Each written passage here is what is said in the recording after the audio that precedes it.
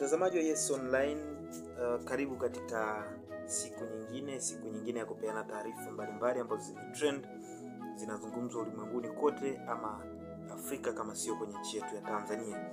Sasa kwanza hakikisha umesubscribe ili uwe kwanza kupata taarifa kupitia chaneli hii pendwa, na ukisha subscribe utakuwa una faida ya kuwa watu wa mwanzoni kupata taarifa kutoka kwenye chaneli hii pendwa. Sasa taarifa ambazo Yes Online imezipata jioni ya hii leo ni kwamba rais wa Burkina Faso, Burkinabe, ambaye ni gumzo hivi sasa barani Afrika, namzungumzia Captain Ibrahim Traore. Bwana yeye ana jambo lake. Ni jambo gani hilo? Bwana Rais Ibrahim Traore yeye ametangaza elimu bure kuanzia ile elimu ya msingi hadi chuo kikuu na kufuta ada zote kwa wanafunzi wote. Rais huyo hakuishia hapo ametangaza pia serikali yake itagharamia usafiri, sare ya shule pamoja na mahitaji mengine muhimu ya wanafunzi ili wasome wakiwa huru. Huyo ni mwamba Captain Ibrahim Traore, ambaye kwa hivi sasa ni gumzo duniani kote kutokana na itikadi zake ama misimamo yake kwenye kuiendesha nchi yake ya Burkina Faso, akikataa pia uhusiano usio wa msingi kati ya taifa lake la Burkina Faso na mataifa kutoka magharibi.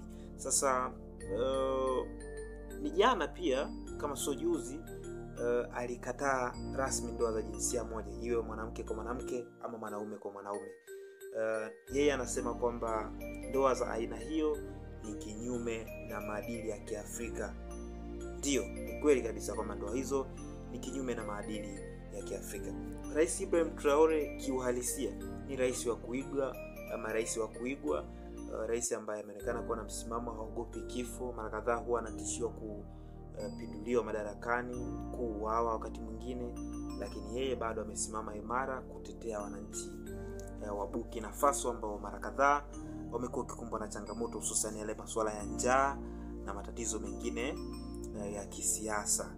Burkina Faso mpaka hivi sasa inaonekana kupiga hatua, wakipunguza zaidi ya 10% ya changamoto ya njaa ambayo nchi ilikuwa inakumbana nayo miaka ya nyuma. Nakumbuka ilikuwa ni mwezi wa 3, Rais Ibrahim Traore alisema yeye wafungwa hivi sasa watakuwa ni sehemu ya wazalishaji wa mazao ya chakula nchini Burkina Faso. Kwa hiyo ukifungwa hauendi tu kula chakula cha gereza ambacho hujui atakalima nani. Unalima mwenyewe, na baadhi ya vyakula serikali itasave kama emergency kwa ajili ya matukio ya njaa ambayo mara kadhaa yamekuwa kikumba Burkina Faso.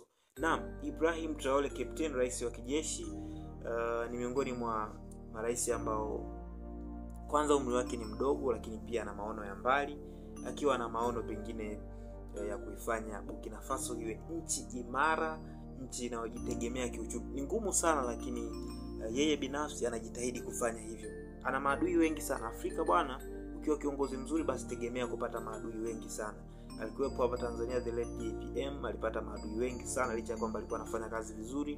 Kwa hiyo si ajabu kwa Captain Ibrahim Traore kuwa na maadui wengi sana licha ya kwamba anafanya kazi iliyotukuka kwa manufaa ya raia wote wa Burkina Faso. Kwa hiyo nadhani ni swala la Waafrika kumsupport, kumuunga mkono kwa hichi ambacho anakifanya, na ikiwezekana marais wa hizi nchi nyingine, hiyo ni Afrika Mashariki ya Kati ama Magharibi, pengine kaskazini, waige hicho ambacho anakifanya. Si vibaya kuazima notes kwa Captain Ibrahim Traore na kujifunza mambo kadhaa, kwa sababu mwisho wa siku tunachohitaji kwenye hizi nchi zetu ni maendeleo. Sio kila kitu tunaomba kutoka ya Marekani sijui wapi. Mwisho wa siku ndio hizo wanatuletea conditions za ajabu, kwamba ili tukupe msaada inabidi utupe madini, ili tukupe msaada inabidi kwenye nchi yako kuwe kuna vyama vingi vyenyewe siku hizi ni kama na vinyesha kwa changamoto. Kwa hiyo Captain Ibrahim Traore ametangaza elimu bure huko kwa Burkina Faso, kuanzia elimu msingi mpaka chuo kikuu,